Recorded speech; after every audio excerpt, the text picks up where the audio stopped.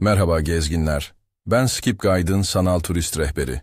Şimdi sizi İngiltere'nin başkenti, Londra'da, Thames Nehri'nin kuzey kıyısında yer alan Londra Kulesi'ne götürüyorum. Zihninizde taş duvarların serinliğini, rampartlardan, esen rüzgarı ve tarihin ağır adımlarını canlandırın. Neden mi buradayız? Çünkü Londra Kulesi, yalnızca bir kale değil, 1000 yılı aşkın bir süre boyunca kralların gücü, entrikalar, hapsedilişler ve taç giyme törenlerinin gölgesi altında şekillenmiş bir sahne. Üstelik burası Birleşik Krallık'ın en ikonik alanlarından biri ve UNESCO Dünya Mirası listesinde. Londra Kulesi nedir sorusuna en net yanıt şu, resmi adıyla, majestelerinin Kraliyet Sarayı ve Londra Kalesi olan bir hisar, bir saray, bir hazine odası ve bir hafıza mekanıdır.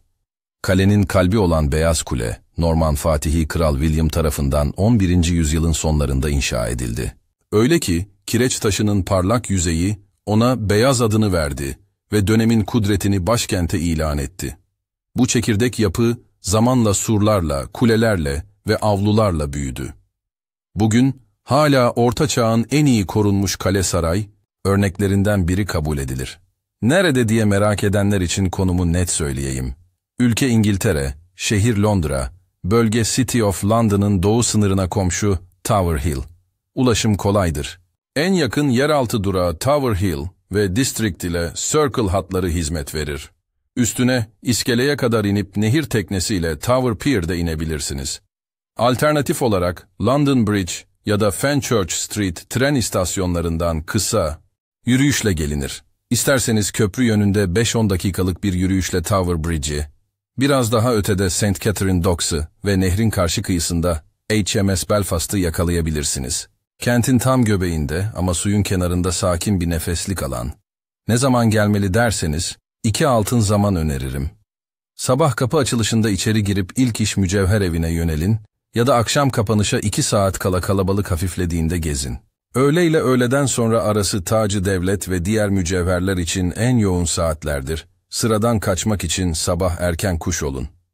Mevsim olarak ilkbahar ile sonbaharın başı daha keyiflidir. Fakat yağmurun Londra'nın tuzu, biberi olduğunu unutmayın. Yağmurluk ve rahat tabanlı ayakkabılarınızla gelin. Ne kadar süre ayırmalı sorusuna pratik bir cevap vereyim. Temel bir ziyaret için 2 ila 3 saat idealdir. Hikayelerin derinine inmek, kule kule gezmek, rampa yürüyüşlerini yapmak ve bir Yeoman Warder anlatımına katılmak isterseniz, yarım günü gözden çıkarın. Crown Jewels için sıra beklememek ve Beyaz Kule'deki zırhları sindirmek. İstiyorsanız acele etmeyin. Bu mekan hızla tüketilecek bir çekim alanı değil. Nasıl gezilmeli kısmında birkaç net kural vereyim. Giriş ücretlidir. Biletleri çevrim içi olarak önceden ayırtabilir ya da gişeden alabilirsiniz. Biletler zaman aralıklıdır. Seçtiğiniz saat diliminde gelmeniz istenir. Beefeater diye tanınan Yeoman Warder eşliğindeki rehberli turlar biletinize dahildir ve gün içinde belirli aralıklarla başlar. İngilizce yapılır. Kulaklıkla çok dilli sesli rehber almak da mümkündür. Mücevher evi düz ayaktır ve mücevher bölümünde yürüyen bant bulunur. İsterseniz bant durdurulabilir. Tüm alan tarihi taş ve çakıl döşemeli olduğundan tekerlekli sandalye ya da bebek arabasıyla bazı kulelere erişim kısıtlı olabilir. Beyaz Kule içerisindeki dik ahşap merdivenleri de hesaba katın. Yanınıza su, rüzgar geçirmeyen bir kıyafet ve rahat tabanlı ayakkabı alın. Güneşli günlerde şapka, serin günlerde ince bir katman iş görür. Ne görülmeli derseniz, önce mücevherlerden başlayalım. Mücevher evinde yer alan kraliyet mücevherleri, 100'ün üzerinde parça ve 23.000'den fazla değerli taş içerir. St. Edward tacı ve İmparatorluk Devlet tacı gibi taçlar, yalnızca vitrin ışıltısı değildir, devlet açılışı gibi törenlerde hala kullanılır. Koleksiyon, koruma altındaki vitrinlerde ve akıcı bir ziyaretçi akışı için yürüyen bantla gezilir. Girişte, kullanımda işaretini görürseniz şaşırmayın. Burada anlatılan tarih yaşayan bir gelenektir. Beyaz Kule'ye girdiğinizde Norman mimarisinin ağırlığını hissedersiniz. Kraliyet zırhlarının efsanevi Kral Sırası sergisinde genç ve olgun dönemlerine ait Vatı. Henry'nin zırhlarıyla birlikte atlı maketlerin önünde durmak, tarihin içinden geçmek gibidir. Ahşap merdivenden şapel katına çıktığınızda, St. John Şapeli'nin yalın kemerleri bir an için kalabalığı susturur. Bu alanın gezi ruhuna kattığı dinginlik bambaşkadır. Kulenin duvarları konuşur mu? Boşam Kulesi'nde, mahkumların taşlara kazıdığı arma, monogram ve dualara bakınca evet dersiniz. 16. ve 17. yüzyıllardan kalma bu yazıtlar, inançların, korkuların ve umutların sesi gibi duvarda durur.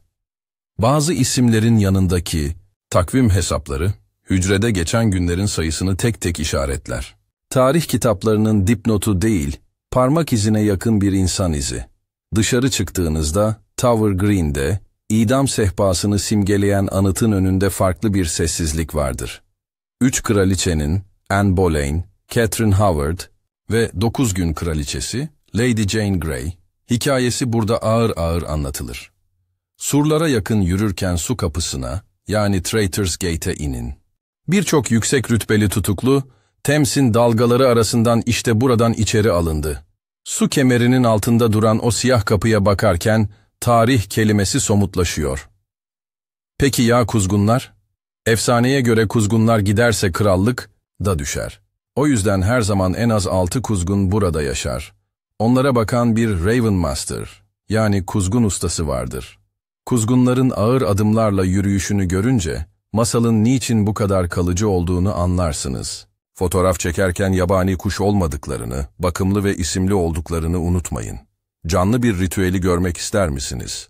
Her gece saat 21:30 ile 22:05 arasında yapılan anahtarlar töreni 700 yılı aşkın bir süredir hiç aksamadan sürüyor. Biletler nominal bir ücretle çevrim içi ve yalnızca ön rezervasyonla alınır, hızla tükenir. Gece karanlığında kalenin kilitlenişini izlemek, gün boyu gezdiğiniz mekanın birden ciddileşmesine tanık olmak gibidir. Bir başka benzersiz deneyim ise, resmi günlerde öğlen 1'de başlayan top atışlarıdır. Onur selamı kapsamında, Tower Wharf'ta genellikle 62 pare top atılır. Eğer böyle bir güne denk gelirseniz, iskele alanının öncesinde kapandığını ve kalabalık oluştuğunu hesaba katın. Gürleyen sesler nehrin yüzeyinde yankılanır, kareye, sığdıramayacağınız bir İngiliz törenidir. Kimlerle gelmeli? Çocuklu aileler için zırhlar, canlandırmalar ve sur yürüyüşleri çok çekici. Yaş almış gezginler için tempoyu ayarlamak önemli. Çakıl taşlı zemin ve dik merdivenler yorucu olabilir. Erişilebilirlik konusunda ekip yardımcıdır. Mücevher evi düz ayaktır. Yürüyen bant gerektiğinde durdurulur. Fakat bazı kulelere erişim sınırlıdır. Bebek arabasıyla geziyorsanız, Beyaz Kule'yi dönüşümlü ziyaret etmek en rahatı olur. Sessiz ve duygusal bir köşe isteyenler Tower Green'e, tarih meraklıları Beyaz Kule'ye, romantikler ise nehir kıyısındaki yürüyüş yoluna bayılır. Bilet işini netleştirelim. Zamanlı giriş biletinizi en garantili şekilde resmi internet sayfasından ayırtın. Gününde gişeden alma seçeneği de var, ancak popüler saatlerde tükenebilir. İçeride Yeoman vardır anlatımlarına alanda katılırsınız. Önceden yer ayrılmaz. Sesli rehberi biletle birlikte çevrim, içi eklemek kolaylık sağlar. Ziyaret günü değişirse, sistemin sunduğu uygun son saat dilimini kontrol edin. Şimdi kısa bir rota önerisi. Kapıdan girer girmez doğrudan mücevher evine gidin. Ardından sur hattına çıkıp Thames manzarasına bakın. Sonra Beyaz Kule'ye geçin. Kral sırasını görün ve St. John Şapeli'nde birkaç dakika durun. Boşam Kulesi'ndeki mahkum yazıtlarına uğrayın. Tower Green'de anıta selam verin. En sonda Traitors Gate'e kadar yürüyün. Vaktiniz kalırsa köprüye doğru çıkıp Tower Bridge'in mekanizmasını izleyin. Ya da St. Catherine Docks'ta kısa bir mola verin. Bir günde Londra tarihi dersinin en yoğun kısmını tamamlamış olursunuz. Güncel bir not düşeyim. Kalenin içinde yer alan Aziz Petrus Advincula Şapeli, koruma çalışmaları nedeniyle belirli bir tarihe kadar ziyarete kapalıdır. Pazar ayinleri farklı alanlarda yürütülür. O yüzden programınızda şapel içi turu varsa resmi duyuruları kontrol edin. Neden görülmeli? Çünkü Londra Kulesi taşlarının arasına sızmış hikayeleri bugüne taşıyor. Kraliyet mücevherleri hala devlet törenlerinde kullanılıyor. Kuzgunlar efsanenin bekçisi. Beefeater'ların mizahı ağır tarihi taşımayı kolaylaştırıyor. Bir mekan düşünün ki hem bir kraliyetin gücünü simgelesin hem de mahkumların sessiz kazılarını saklasın. İşte o ikili duygu burada, aynı avluda. Kapanışa gelmişken size küçük bir soru bırakayım. Bu surlardan hangi iz daha uzun kalır? Taçların ışıltısı mı? Yoksa taşlara kazınmış bir harf mi? Belki de Londra Kulesi'nin asıl büyüsü, görkemle kırılganlığın aynı yerde, aynı sessizlikte buluşmasıdır. Beni dinlediğiniz için teşekkür ederim. Ben Skip Guide'ın sanal turist rehberi. Eğer bu anlatım hoşunuza gittiyse, kanalı takip etmeyi unutmayın. Bir sonraki durakta hangi hikayeyi keşfetmek istersiniz? Bu şehre ait daha fazla görülecek yer, skipguide.com'daki haritada yer alıyor. Haritaya erişmek için QR kodunu tarayın ya da açıklamadaki bağlantıya tıklayın.